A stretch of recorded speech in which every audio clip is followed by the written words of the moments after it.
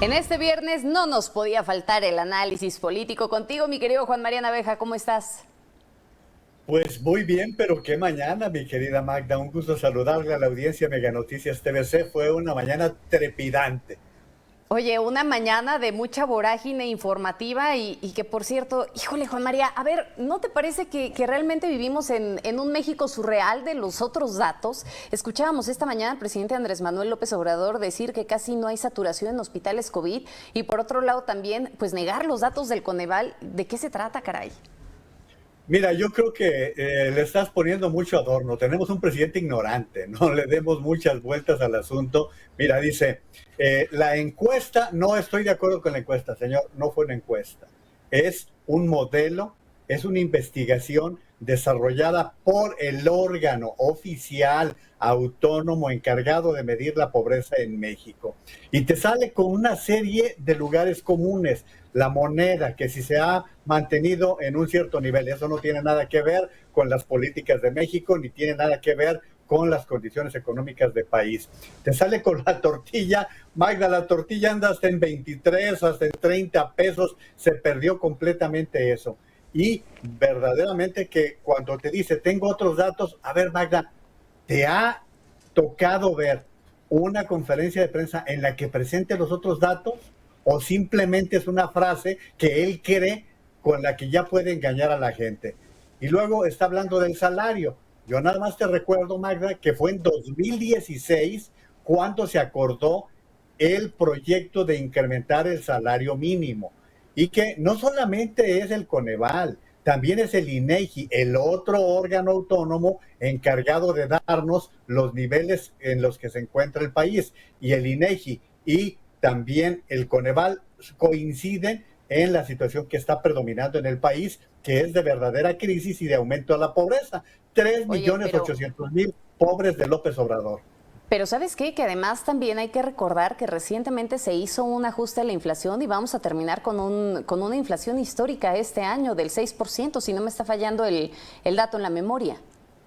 Así es, y recordemos que las proyecciones del Banco de México, que es la institución encargada de esto, era del 4%. Sí, nos Claro. van a decir, la inflación está aumentando en todo el mundo, de acuerdo, pero el que nos interesa es México. Y se hablaba de 4% y ahora estamos reconociendo que puede ser del 6% y quizás un poquito arriba. ¿Esto en qué derivó? En que las tasas de interés se incrementaron por parte del Banco de México. O sea, los técnicos, Magda, que son los que saben de todo esto y que, pues la verdad, tenemos un presidente que a duras penas terminó la universidad y que no entiende todos estos parámetros que desarrolla gente con base en modelos que se han confirmado en todo el mundo, Magda. Que mira, yo creo que si lo aterrizamos más a nivel de piso, o sea, a ver, el punto es que no se gana mucho y esa falta de ingresos nos está llevando a tener los índices de pobreza también que estamos viendo actualmente, con una inflación alta que si lo ponemos en palabras más llanas, Juan María,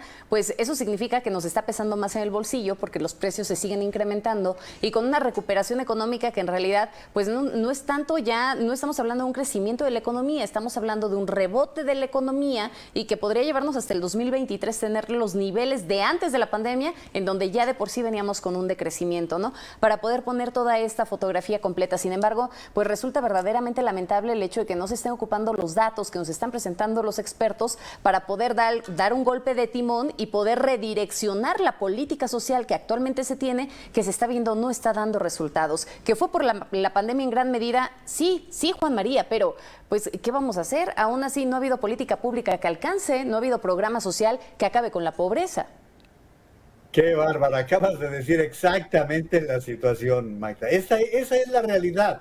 Y esto viene desde 2018. Esto no empezó con la pandemia. Recordemos que el 20 lo iniciamos con decrecimiento, ni siquiera al 2% que venía con los sexenios anteriores, con un decrecimiento que es lo que se ha venido realizando. Y es lo que tú dices, Magda, cuando tú vas a proyectar qué vas a hacer en el país, pues revisas todos los indicadores y a partir de esos indicadores es como vas actuando.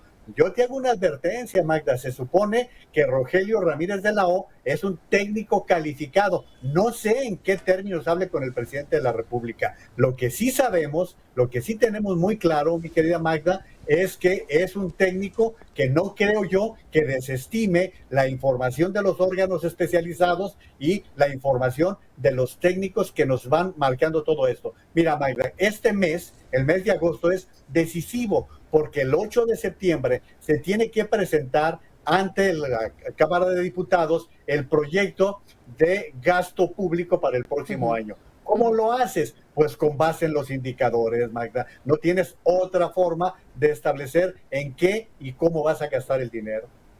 Y ya veremos si verdaderamente ahora esta política social pues también tiene un nuevo ajuste, ¿no? A ver, que sin duda, y nos lo decía ayer un especialista con la que hablamos del IMCO, ¿no? Nos lo decía Fátima Mace, nos decía, a ver, sin duda ayudaron los programas sociales en medio de la pandemia porque podríamos haber estado peor.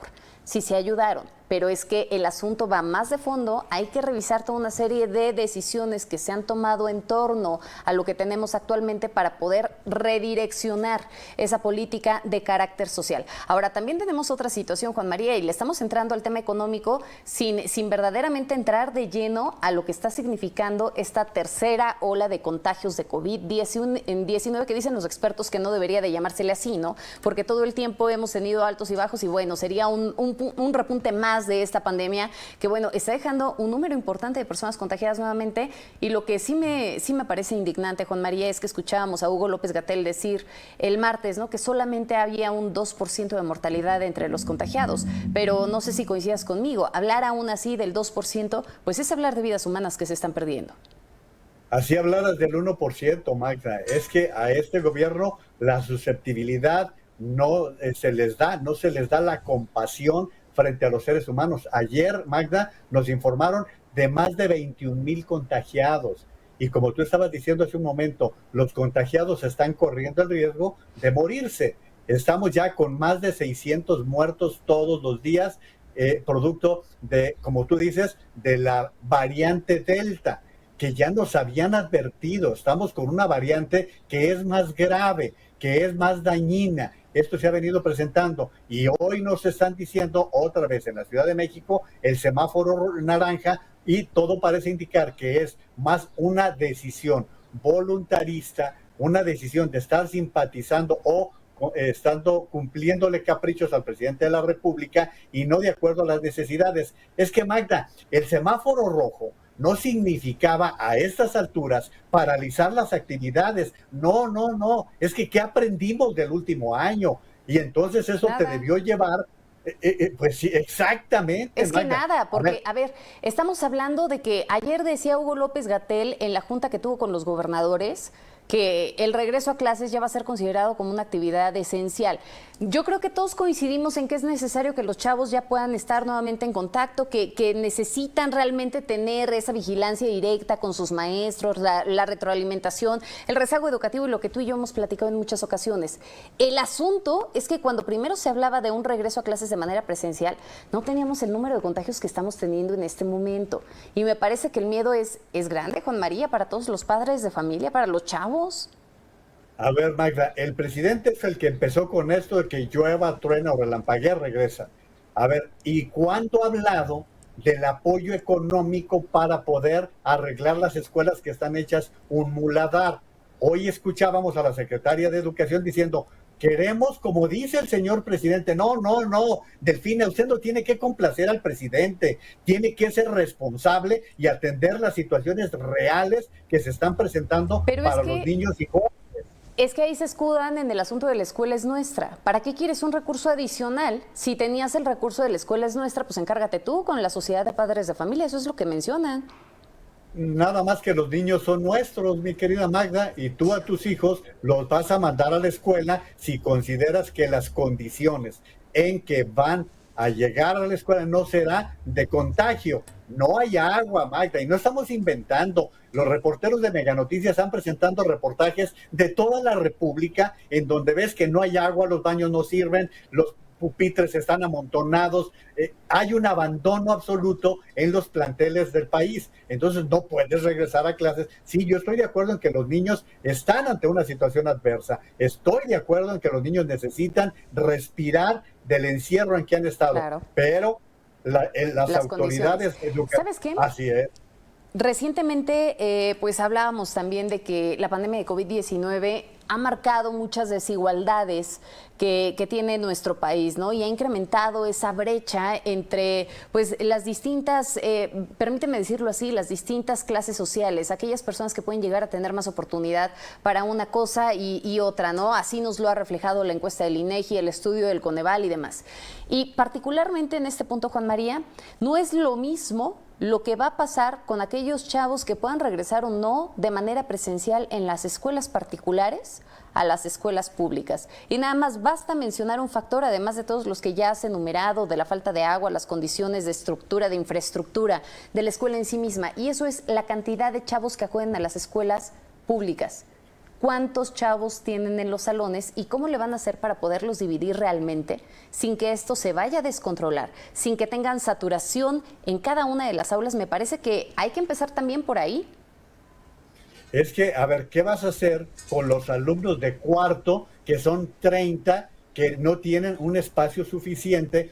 Que de ahí vino aquella idea de que unos fueran 2 días a la semana y otros 3, que era lo que se estaba midiendo. Y lo que hemos comentado tú y yo aquí varias veces, la brecha que se va a dar y que se va a agravar con la política que se estableció de que pasaras a todos, Magda. Pasa a todos y ya después decides si les pones 6 o le pones 10. No se trata de calificaciones, se trata de la vida de los muchachos. Y déjame romper el tema, Magda, porque lo que sucedió hoy al mediodía es muy importante. La decisión del presidente de la Corte de por fin, algo que debió decidir desde el año pasado, pero hasta ayer, que fue a desayunar tamales con el presidente de la República, acordó que no va a entrar a la prolongación de su mandato. Y yo te hago una pregunta de cierre, mi querida Magda. ¿Qué tienen que ver Andrés Manuel López Obrador y Arturo Saldívar con el Tribunal Electoral, que es un órgano autónomo, y hablaron como si fuera su responsabilidad? Ellos no tienen nada que ver con el Tribunal Electoral Judicial de la Federación.